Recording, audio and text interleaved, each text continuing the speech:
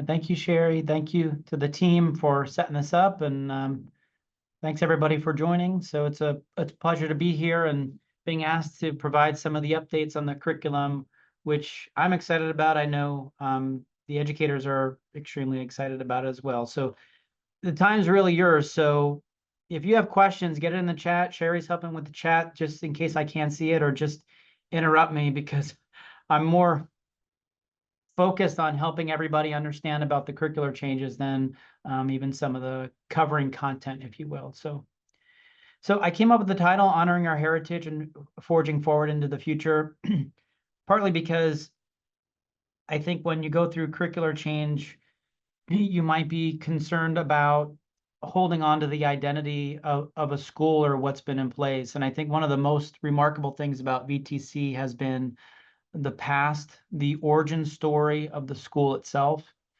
This is a picture.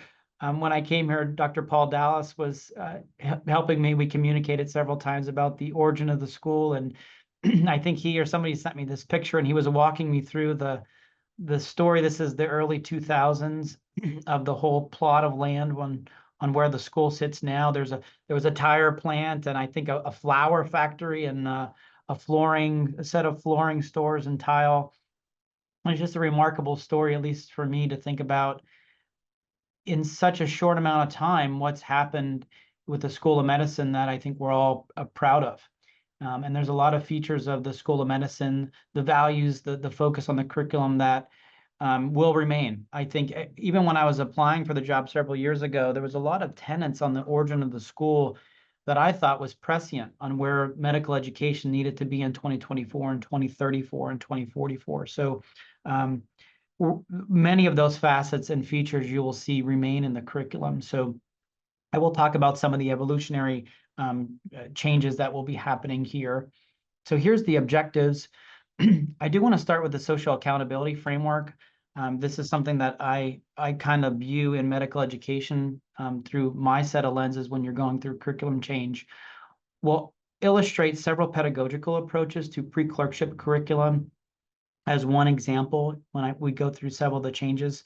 I'll highlight 4 changes going on in the curriculum, even though there's many more, just trying to highlight the big ones. Describe the approach of the curricular change. I'll just comment on our processes that we've put in place all the way up to this point. And I'll just briefly highlight the work of phase 2, phase 3. The goal of this talk is I think more focused. There's probably 17 talks you can give about all the facets. This is more of a 20 to 30,000 foot view. I do want to comment, if we're just going to the balcony, if you will, on the talk itself, there's several education frameworks and concepts that I'll allude to. I'm not going to do a deep dive into, but underlying all of the steps and almost all the slides are strategic planning and change management frameworks, the idea of education scans, which have been in the literature for a number of years. You'll see the education and guiding principles, which comes from a science base, key driver diagrams, and some of the case presentation models. So I just ask you to look for these frameworks as they come up, because a lot of the slides I'll present are based upon these education science principles and frameworks. Before I get started, though, I want to just highlight the fact I don't have several slides to identify all the individuals who have been involved in this process. So I'm just going to say it out loud up front. There has been so many people who are leading this change for the past year and a half, 2 years. It's just an amazing community to be in, to be leading these changes. So I don't want to leave anybody out, but just know many of them are on the call. I can see the names on here, and many of them are not. So I just want to acknowledge the great work that's been going on from so many of our leaders at the School of Medicine. So I want to start with the social accountability framework. Again, this is kind of how I look at any change going on in medical education. I've listed several of the challenges, if you will. There are many more than these, but this is just several of the few. Workforce shortages, not only for physicians in Virginia, the country, the world, but also for health professions, PAs, nurse practitioners, therapists that potentially impact Virginia and the Commonwealth more so than other states. Virginia is one of the kind of in the middle to the upper percentiles for net exporter for physicians. They come to Virginia to train, and then most of the time that they leave comparatively to other states. And that creates unique challenges for us. Medical student recruitment and debt, in addition to other medical student factors, impacts specialty choice, impacts the number of underrepresented medicine physicians we have across specialties. Most underrepresented medicine physicians are entering primary care or non-surgical or medical subspecialty-based fields. It impacts the location of practice. Those who are in research careers typically physician research careers come from more urban areas and end up practicing in more urban areas, which when you think about our land grant mission premise that we have for Virginia Tech, we got to think about the Virginians and those in Southwest Virginia. Graduate skills for current and future practice beyond medical knowledge. There's been increasing calls the past several decades to be thinking about the skills of what's happening in practice, some of which maps to health system science, many of which map to clinical reasoning and systems thinking and other higher order skills. And a lot of what we do in medical education, we have to be thinking about the time lag. Our students who come in a month will be in independent practice in 2031. And that imprinting, that UME to GME transition matters tremendously for what they'll take into their careers, which hopefully will last 30, 40 plus years. And of course, patient health outcomes. These are the variables that we need to be considering as we think about the curriculum in our education programs, which really channels into the quintuple aim. I mean, we've seen the evolution of the triple aim to the quadruple aim about 8 or 10 years ago, now into the quintuple aim of meeting the needs of patients, populations, equity, costs, and provider team well-being. The social accountability framework was founded by Charles Bolin and the WHO, and I just condensed it down into one table because I think it's remarkably helpful to think about this before we get into the curricular change. There's different layers. It typically moves from left to right, responsibility to responsiveness to accountability. And our goals, we need to be trying to push as far as we can into the accountability column. This can apply to research, clinical operations, and education. For the purposes of this, it's education. So if you think about our objectives for the curriculum, the quality of our graduates, the focus of evaluation assessors, we want to be pushing all the way as far as we can get to the right, because that's what our accountability is to the public. So for example, the focus of evaluation, our focus shouldn't be on process, number of hours in a classroom, it should be on outcomes or the impact on patient health. So how do we move our educational program objectives and our assessments all the way as far as we can get it to the right? Quality of our graduates, we can have great matches. I mean, we all want great matches. Our students want really great matches. We also want them to be change agents, be really good practitioners, but also change agents in that health system to help it evolve to meet the needs of patients. That is what an accountable medical school and integrated academic health system would do. So I just put this here as an initial frame to be thinking about the changes that I'll be describing here in the next few slides. So as I think everybody knows, we began as a med school in 2008. First students came in 2010. We've had tremendous success. By and large, our curricular approach has remained consistent. Med schools typically undergo curricular revisions every 6 to 8 years to adapt to the evolving needs of social accountability lens, educational science principles. So we have been due for this evolutionary pivot and shift. And I think thinking through the change processes that we've been through, nearly every person or educator that I've interacted with over the past 2 years has seen a need for this evolution, which has been a really positive thing for the school.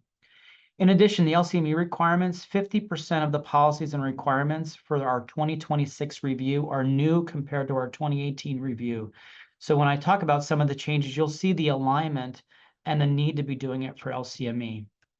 So our primary needs, you can read them at the bottom here, LCME requirements, alignment, trying to help our learners get into the clinical space earlier, and moving towards the shift of competency-based medical education. That process to outcome impact on the social accountability spectrum is what we're really trying to do with competency-based medical education. So our strategic planning approach, I just want to highlight that we did use an approach prior to starting this work. I want to acknowledge Dr. Emily Holt-Forrest, who is the co-facilitator in this strategic planning process well over a year and a half ago. So we use the Dobbs and Dobbs model. There's many other models that you can use for strategic planning, and most of them culminate in what you see here, a common fact base, quantitative and qualitative data that is being channeled into strategic initiatives. So what kind of data did we use to build that common fact base?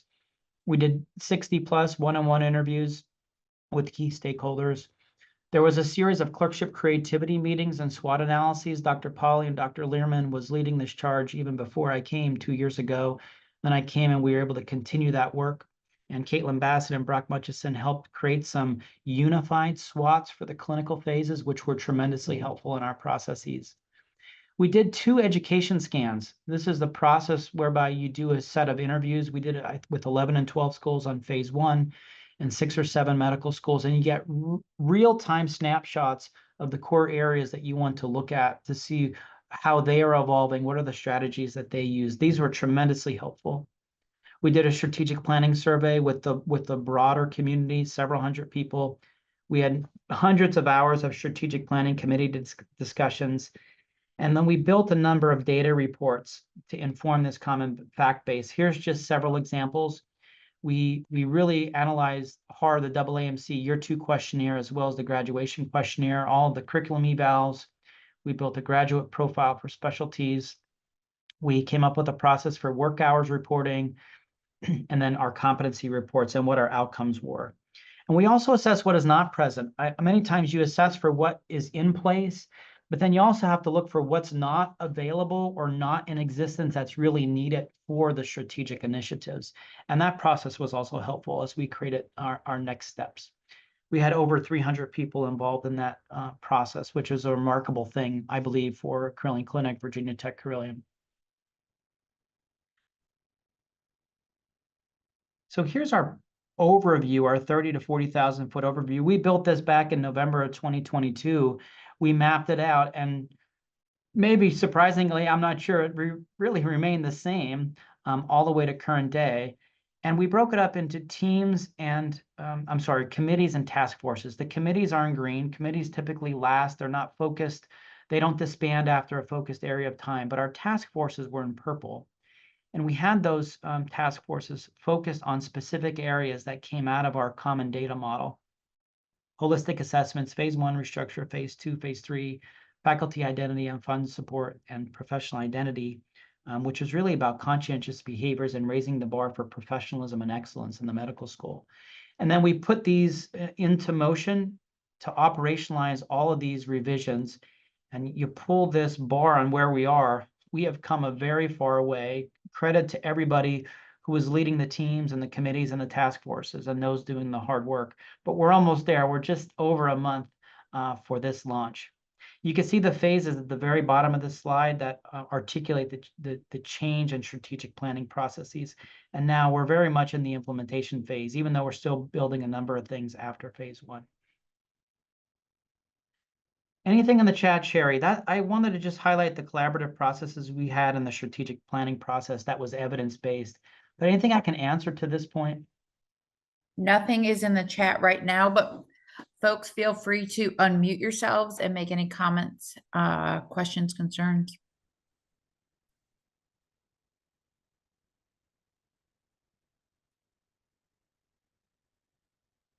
You can probably go ahead, Jen. All right, everybody, keep them coming though. All right, so how did this culminate in our action plans? Let me just check that chat. Yeah, okay. So our primary goals, I just want to start here. And when I have thought about our goals of the curriculum, my mind frequently has gone to the CRUIS model. And I'm just showing a figure from this citation.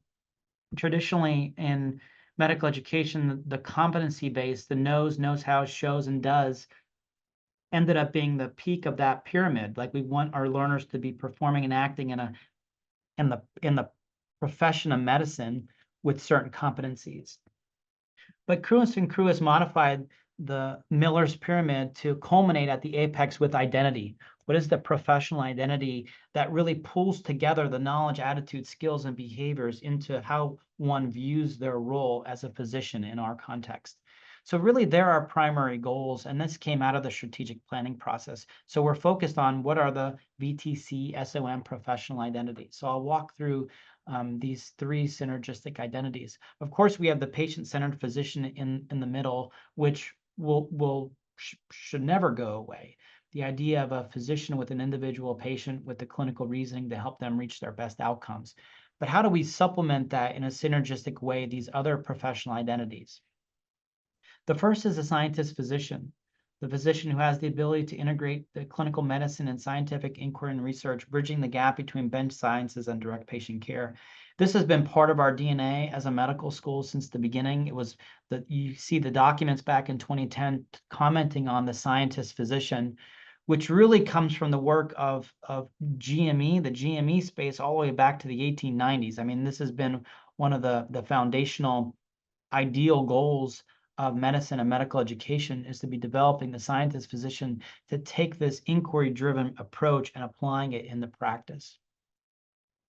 The second is the system citizen, the physician leader who uses a systems thinking mindset in their role to develop the knowledge and skills necessary to contribute to the holistic needs of patients, populations, and health systems. The system citizen is one who understands the numerous social determinants of health in the patient's context, factors them into their reasoning to come up with the best, most thoughtful plan for those patients. The system citizen knows that they need to be knowledgeable about patient safety gaps and quality needs within the microsystem or the mesosystem. And they are a citizen of this larger context that is interprofessional, that is an interprofessional clinical environment. And we have been set up for this with our health system science and interprofessional practice domain. Since the beginning, it has evolved over those years, but it culminates in this system citizen identity. And the last is the lifelong master adaptive learner, the physician who possesses skills and qualities related to learning, adaptability, ability to thrive in changing environments, and ongoing personal and professional development.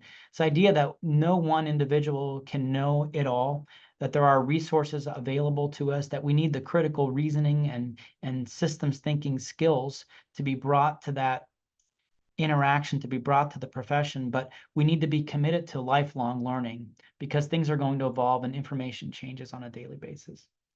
So these are our primary goals of the curriculum and the education program channeled towards these identities.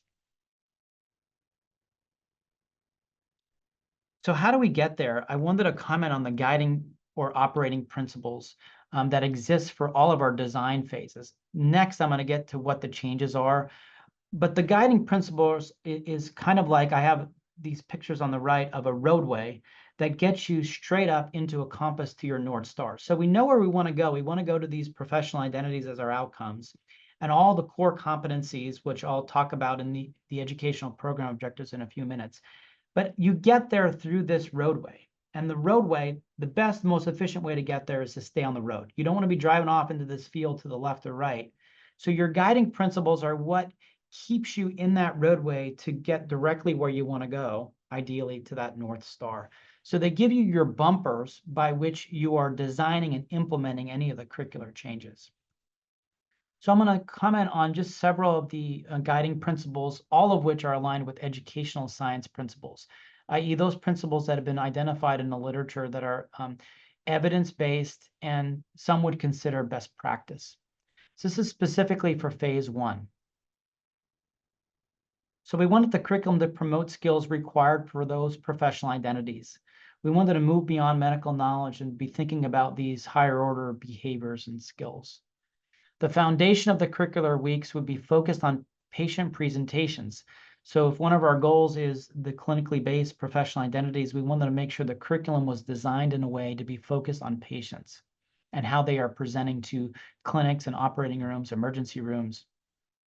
Curricular integration will occur horizontally and vertically.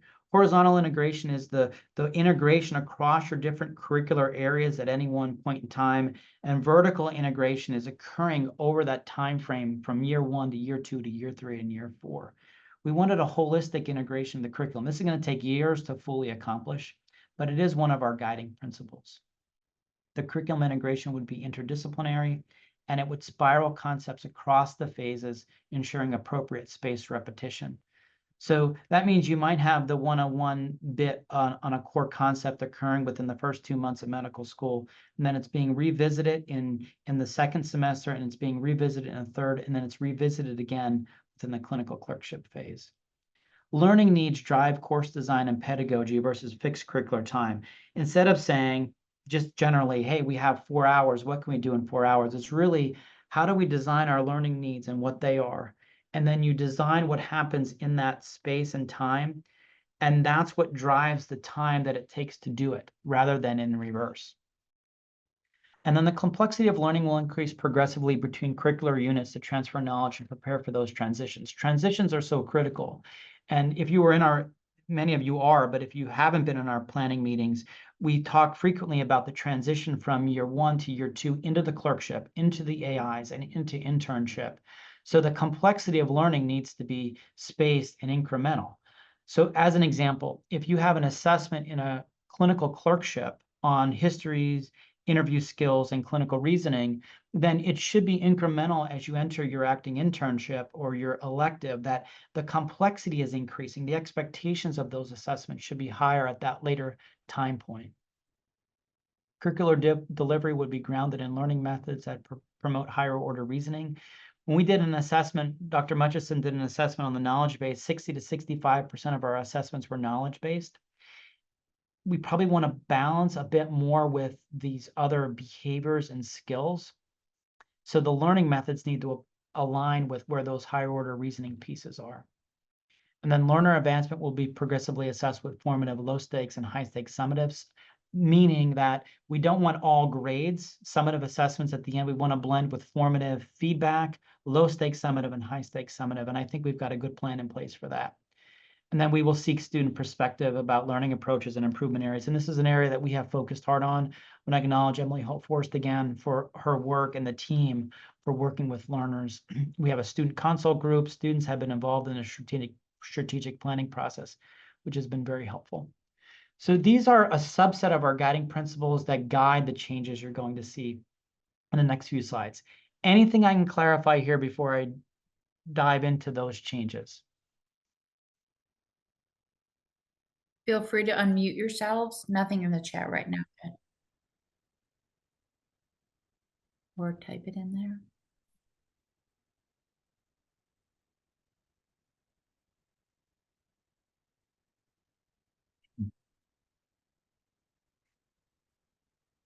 Okay, let me know if anything comes up.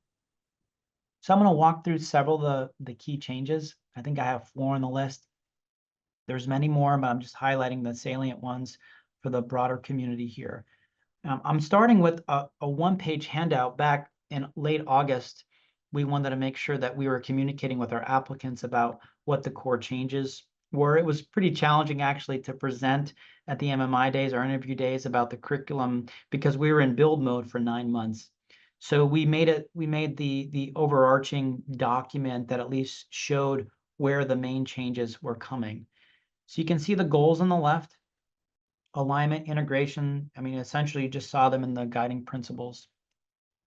Our changes live in the middle column. Reduction of phase 1 class hours, I'll talk about in a minute. Shortening of phase 1, promoting a new phase 3, and holistic assessments. But on the right is what's unchanged.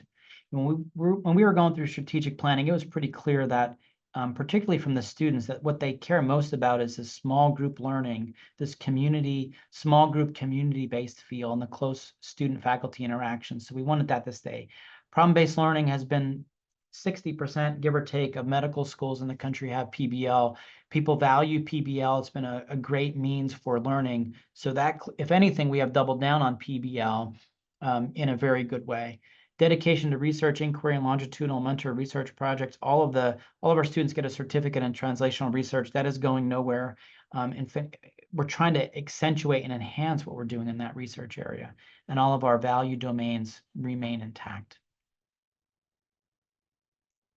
So here's number 1 of 4 I'll highlight is the 3-phase model of the curriculum. So here's what we currently have in place is a 2-phase model. I have MS1, MS2 years mapped out from left to right. Phase 1 has been in blue and phase 2 has been in orange. been essentially this way since 2010. What nearly every medical school has done has transitioned to a three-phase model or a four-phase model. I believe some are five-phase. We have created the template for implementation for a three-phase model. So that phase one in blue essentially takes us up to, currently it's going to be February of next academic year, but it's a shortening of that phase one from May up until February. Phase two, the clinical clerkships remain essentially unchanged for time. And then we name it, this green set halfway through MS3 year through the MS4 as a new phase three. So it's kind of like a story or a narrative, and the learner's journey are now better reflected in the phases. Phase one is that pre-clerkship, phase two clerkship, and then phase three, the career exploration into the residency, into advancing skills through AIs and electives through graduation. And the rationales here on the right, this gets our learners into clinical learning environments which the physicians and students were asking for significantly in the strategic planning. It allows for career exploration earlier as you enter in April of that MS3 year. They're able to think about the acting internships and board study. It allows us to integrate more vertically across the phases. And then it opens up a lot of space for pathways of learning. This is one of the more aspirational pieces for the School of Medicine. But this type of model that we have now allows us to think about accelerated programs, because the accelerated program, if you do it in 3 years, you're able to interdigitate or integrate those curricular areas across all the phases. So we're excited about the canvas that this also allows us to be doing other educational opportunities. So 2 to 3 phase model. And we have leadership now to reflect that. Dr. Leslie LeConte is the phase one director.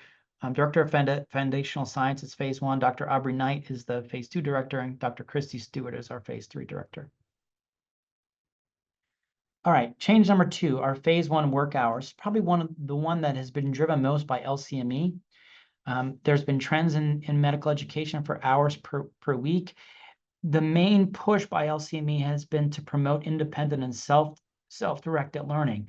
We have a lot of expectations at a medical school from the accreditation lens to demonstrate that we have created space for our learners to have self-directed learning, and we have also are able to assess their self-directed learning within the curriculum. A lot of schools get cited for their work hours, in-class hours per week.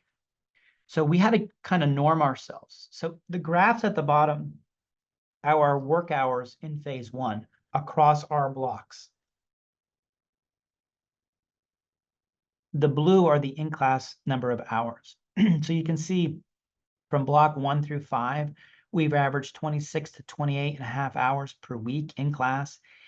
And several years ago, Dr. Andrew Binks and team, Dr. Jen Cleveland, Dr. Kristen Eden, Dr. Renee Leclerc, the whole team modified what was happening in 5, 6, 7, and 8. And you can see the work hours went down to 21 hours in class. But those 26 to 28 and a half hours is over what would be expected by LCME Accreditation Center, but also educational science principles.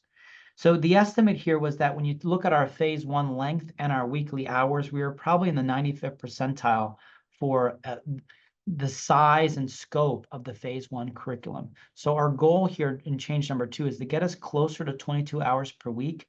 We're probably averaging 20 hours. I'll show you a weekly grid with some flexibility to flex up to 22 and maybe flex down to 18, but it puts us right in the national mean, or maybe even higher than the national mean, but closer to where all the other schools are and where accreditation is requiring us to be. Any questions here on this one? I can't see the chat. No questions are in the chat currently. Okay. Anybody have any comments, reflections here?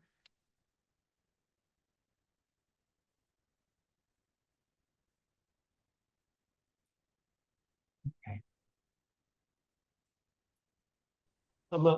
I might make one comment, Jed, just Thank on you. the curricular hours. It's, I think the approach you've taken to this is very wise, because based on prior experience with the LCME, they definitely have a strong expectation that we would be in that general range of 22 to 24 hours per week. I can recall a dozen years ago at my prior stop where I was the curriculum person that we had 23 to 24 hours per week, and we were right on the edge in terms of the LCME's acceptance of that. So we definitely have to get down in that territory. Yeah, thank you, David. I appreciate that comment. When I mentioned the Y2 questionnaire before, that's the survey that students get after their year 2 in the curriculum. It's done by the AAMC. One of the key findings from that was we were double the national mean in what students were telling us about their work hours in phase 1, that they were essentially asking, we're too compressed. It's too busy of a schedule for us in phase 1. So a lot of this also was driven by what the students were saying. Not that we respond all the time to what students are saying, but they also need time to process their learning, work in groups, work independently, have some time for those clinical immersions. So it's LCME and also education based. We have heard from schools, though, that we're closer to 22 and 24 hours per week, and they can continue to get cited every year because it's still too high. There's no gold standard. You can't pull up an LCME standard, David, as you know, you can't pull up a standard. It's going to say you need to be below this number. But you can talk to schools and see where they're getting cited, and there's a general consensus to be closer to 20.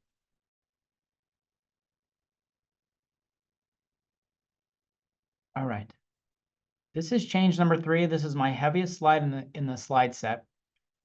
But I do want to provide some background into this clinical presentation curriculum model, which we're doing a little bit of a blend, but we're shifting into this model for the phase 1 curriculum. So I'm just going to walk through the different models that have existed all the way back to the 1870s, 1880s, starting with the discipline-based curriculum model. This was the model that was where you have a discipline or a field, say biochemistry, anatomy, bacteriology, and you have a course that is specifically dedicated to that, and it's primarily focused on knowledge and facts. So it's based upon that discipline. There were limitations to that. So medical education evolved steadily into an organ-based system curriculum.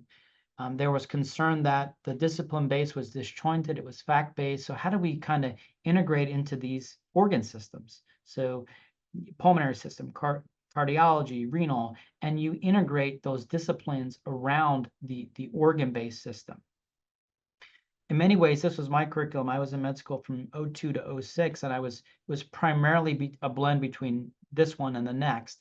But you had your renal block, you had your cardiology block. There were struggles, though, in the education literature, finding for learners to integrate it in their minds on what practice is in the clinical setting for a physician.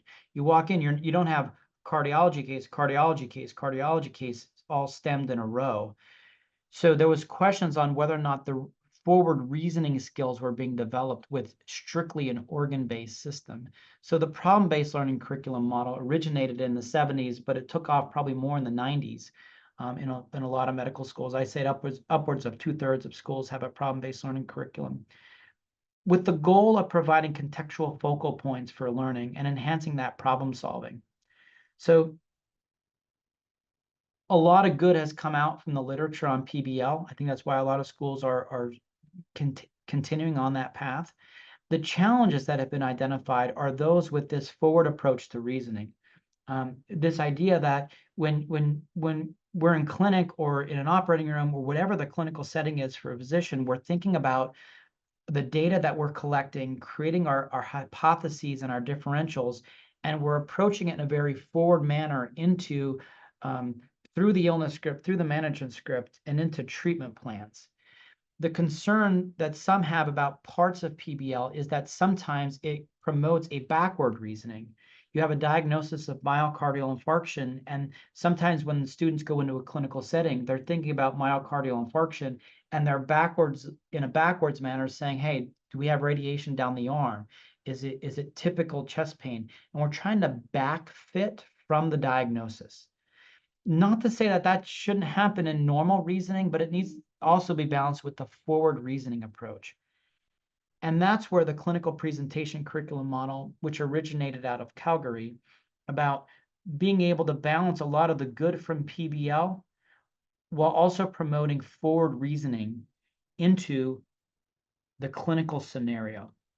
So I'm going to comment a little bit more on the clinical presentation model next, but our goals have been blend PBL with the clinical presentation model. So we've had PBL since we started. We're pulling it more into this patient frame, using PBL to think about our weeks through patient presentations, which I'm going to show you on the next slide. So that means you create your list of clinical presentations, your signs and symptoms, and then you backwards design the curriculum to meet those clinical presentations.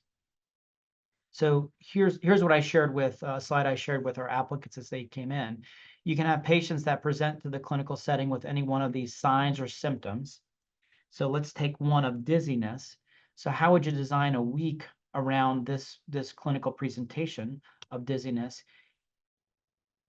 You present the case of dizziness, and then your core concepts to learn that the education team has identified, or society has identified, or the literature has identified as core concepts that are critical to understand and forward reason through dizziness.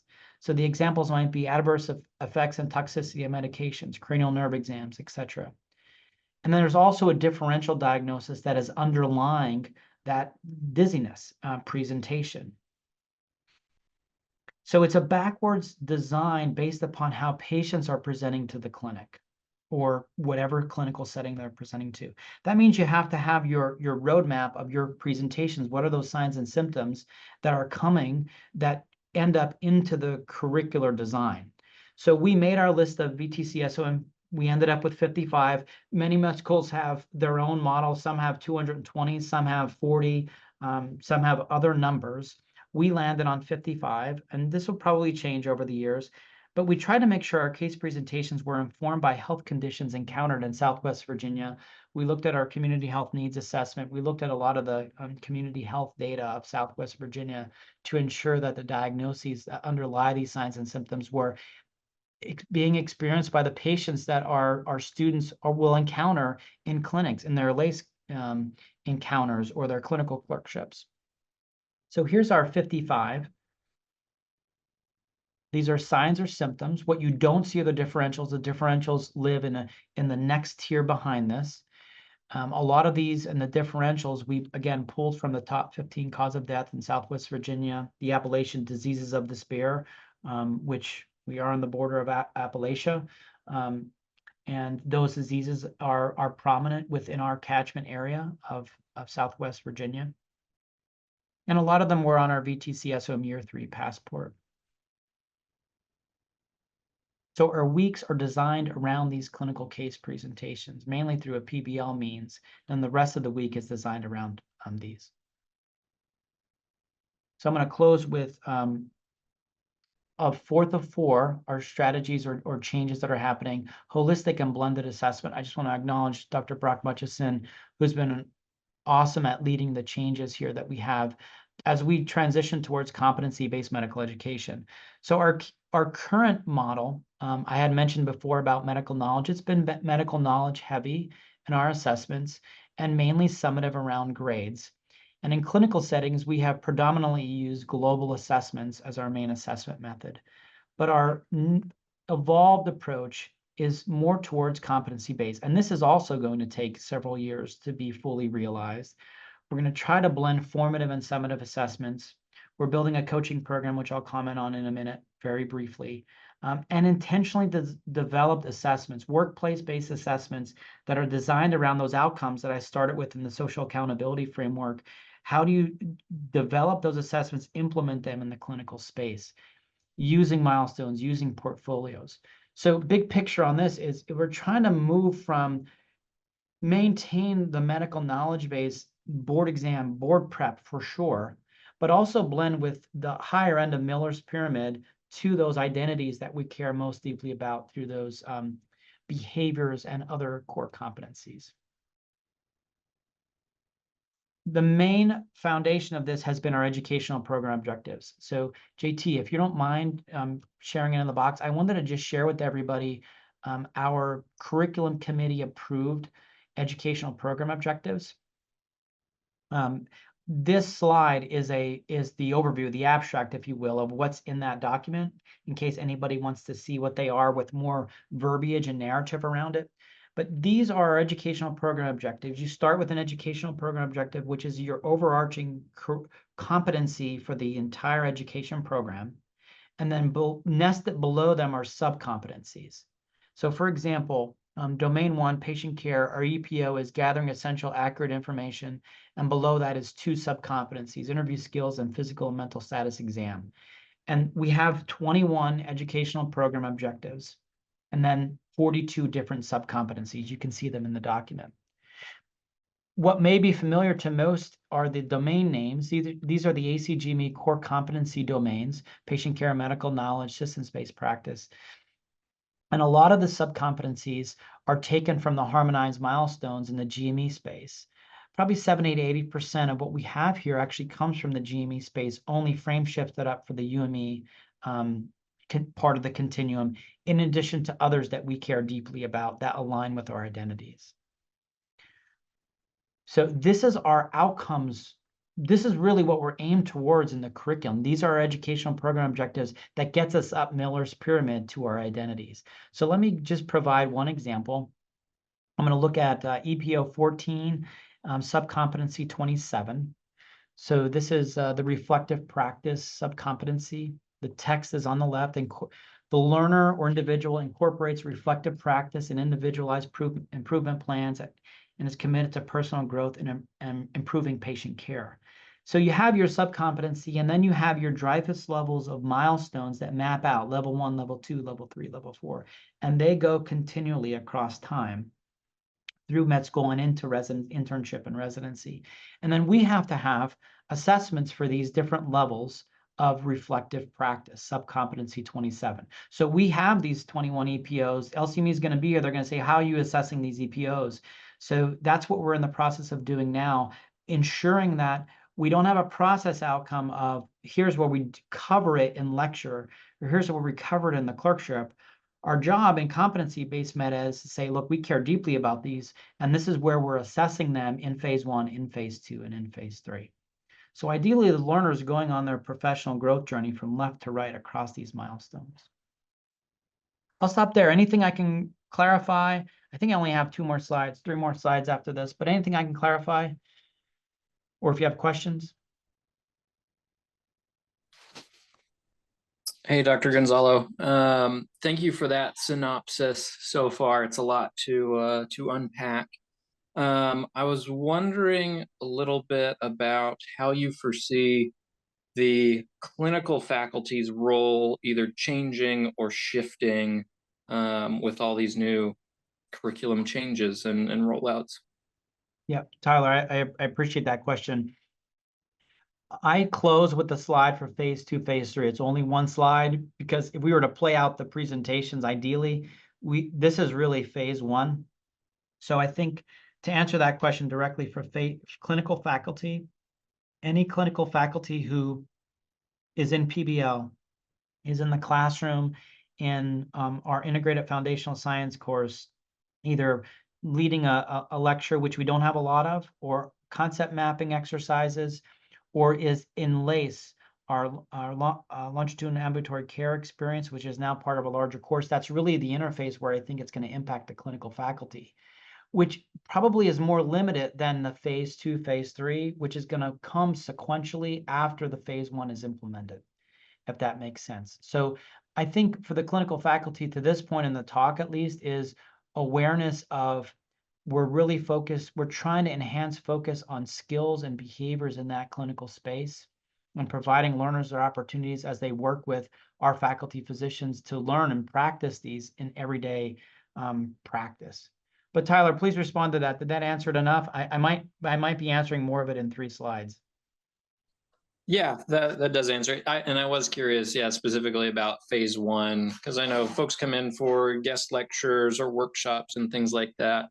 And for those who aren't as familiar with skills like concept mapping or some of the other teaching techniques that the VTCOSM SOM faculty are trying to integrate, I guess I was curious about how some of those skills will be taught to, physician faculty who don't have all the educational necessarily background. Yeah, Tyler, I appreciate that. So I just fast forward. I'll go back to the slide I just hopped over. This is a weekly schematic, so everybody can see it. And I hope some of that, Tyler, can be addressed here too. So this is just one example week. You can see the case presentation is listed up here. This one happens to be around fatigue. Problem-based learning clearly remains as a base of the whole week. Monday, Tuesday, Wednesday, mapping it out. You see the Integrated Foundational Science course, which is a new named course. It's the basic and clinical sciences being integrated. We talked about horizontal integration and the guiding principles. This is that horizontal integration coming to life in a course that is now renamed Integrated Foundational Sciences. So in there would be basic science, core learning concepts, say potentially Monday morning where there's 3 or 5 core concepts, basic and clinical science.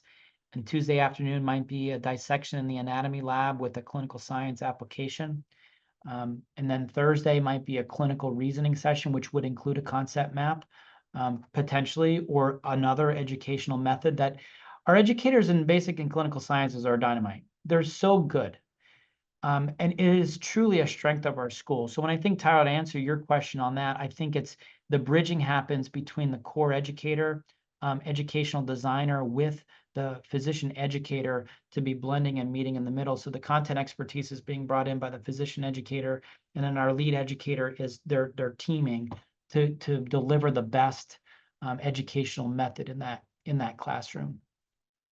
You see the 3 gray half boxes, community and clinical immersion. This is a newly named course. It combines boots on the ground, which previously has lived in health system science and into professional practice, and the LACE experience.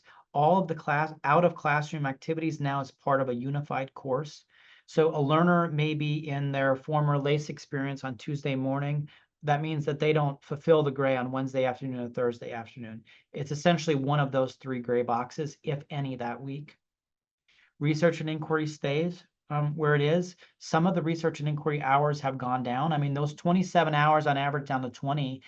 Every different core value domain has had to become more lean and efficient and think critically about which parts are absolutely core for phase 1. What can we do more in phase 2? So some of the core concepts now will be introduced in phase 2 in the next year to 2. And health system science and interprofessional practice remains. Our patients coming into the classroom, Dr. Jen Cleveland, I saw her on the call here. She's the PBL co-director. John Greenwald has done an amazing job too, and they're teaming together in a great way. And our patient wrap-ups remain. We're going to modify a couple of them. Our students gave us some feedback that said when there's patients in the room every week, sometimes there's a downtrend in engagement. So that could be an opportunity now to modify just several of those weekly wrap-ups to be more team-based or to be professional medicine based, but by and large, the patient weekly wrap-ups will remain the same. What can I clarify here on the schedule?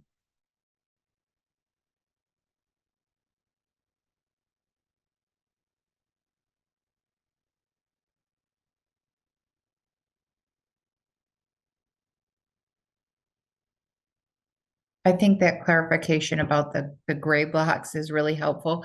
There's that teeny tiny little writing down at the bottom of that 3rd gray box. It says no more than 1 gray block per week. That really helped with clarification. Thanks, Sherry. Okay. Well, let me go to this curricular schematic. This is I started with this on the treetop, just to see the overall snapshot on where we are. And I'll highlight a few of the salient features. I'll just orient everybody first. Here's that phase 1, starts the MS 1 year, runs across, and then runs to about essentially halfway through that 2nd year. And then the phase 2 is this maroon colored bar that takes us up into MS 3 year, and then step 2 study. And then phase 3 is the orange. So we're designing and implementing kind of in sequence. So phase 1 first, and then we're going to go into phase 2 next and phase 3 next. So I'm just going to highlight some of the salient pieces here. So the first, pulling up these black arrows, is the Professional Medicine Identities course. This is a brand new course. Dr. Emily Holtforce is the lead. Dr. Brock Muncheson, Dr. Leslie LeConte are leading this. this is really around those identities we talked about: system citizen, lifelong master adaptive learner, scientist, physician. There's a 2-week immersion, and then you see that orange bar run all the way across. That orange bar, in many ways, is asynchronous. It's happening through a new coaching program that we've been designing. We have 17 or 18 coaches now who have signed up to help us, which is wonderful. They'll have 2 to 3 students, and they'll be coaching them through their academic achievement and progress over time. The second point I'll make is now we have 5 courses. Traditionally, up until now, we've had one Uber course. Everything was packaged into this one course. Now we have 5 discrete courses that are articulated through the registrar, so that if a student struggles in one of the courses but did well in the other ones, and then their remediation and their work can happen. If they have to retake a course, for example, they can retake that one course. That allows us to create a little bit more definition around each of the courses that exist. The next is that research and inquiry block. We have had blocks of research and inquiry in phase 1, and they remain. You can see it in the early summer of MS1 year. And this MS2 research and inquiry block is moved up a bit into the fall. So it's occurring at an earlier time zone. And then it drives into that step 1 study, which is right here, which will be in the winter break into January and into February. And then they'll start the clerkships and intercession. I'm just highlighting this box because I saw Arthur on here earlier, who's been tremendously helpful in helping us think about the clinical capacity. This would be in February to May of 2026. We'll have our learners who are 1 year ahead of this cohort still in clerkships, and this group of learners will be entering clerkships at an earlier step in phase 2, because now we've shortened phase 1 by 2 to 3 months. So there's a lot of complexity in here about the overlap of students in this zone. We'll likely right size a little bit in the next year as it becomes part of routine. But that will be a challenging zone for Virginia Tech Curling Clinic at that time point. And then I'm highlighting the phase 3 rotations. This frame shift of phase 1 up, frame shifts it all up. So now we have the acting internships, electives, career exploration that is happening now starting in April, May, and June, which is a great time for our learners to figure out their specialty choices, letters of recommendation, etc. Anything I can clarify here? Because I'm down the home stretch here. I only have one more overarching slide, but what can I answer? What can I clarify for everybody? Jed, will there still be blocks of time protected in the 3rd and 4th year for the students to work on their research project? Yep, that will remain the same. Gotcha. The timing of that could modify as we get into the phase 2, phase 3 planning. We have to get into an operational plan for phase 2, phase 3, but the focus on research remains.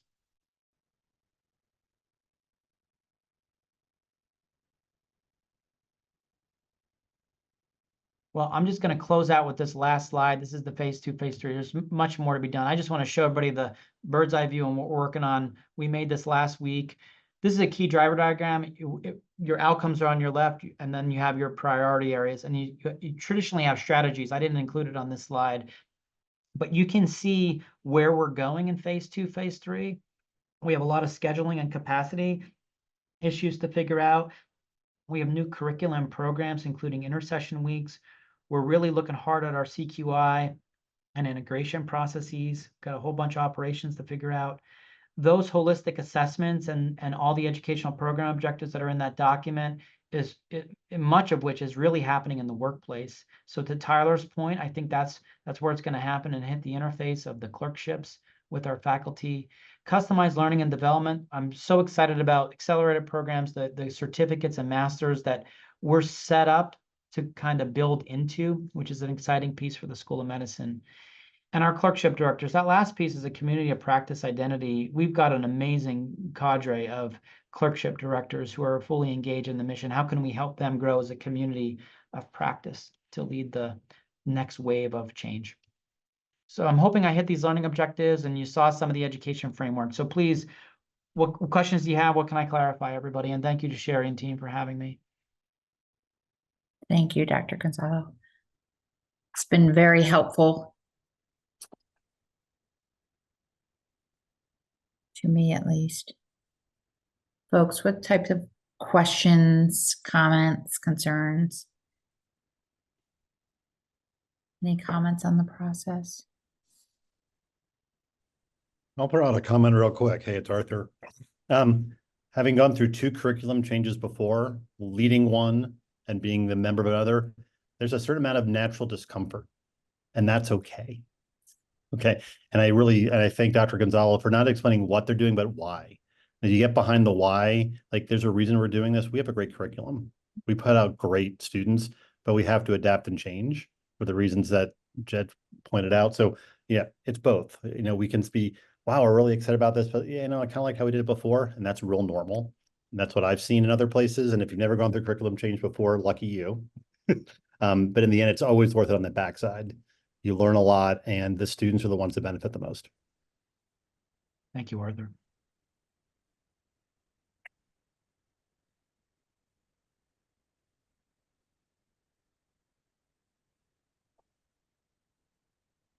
Thank you, Dr. Gonzalo. This has been, again, very helpful. I think it's important for you all to know Dr. Gonzalo's here for you, Dr. Emily Hope Forrest, Dr. Brock Mutchison, Dr. Leslie LeConte, all here. Just some of these core folks, but there are so many people who have worked so hard to get these changes in place. But anytime I've asked them a question, they are very clear on it. And if they don't know the exact answer, they will absolutely get clarification for you and really help. They want us all to understand this isn't intended to be some mysterious process. Everyone wants us to be informed and understanding of what's going on, and so that we can all be on the same page and help our learners progress as intended. Thank you, So- Sherry. Thank you, Sherry. Elena, do you have a question? Okay. No. Right. Feel free to reach out, everybody. Enjoy the rest of your day and your week. Thank you for joining us.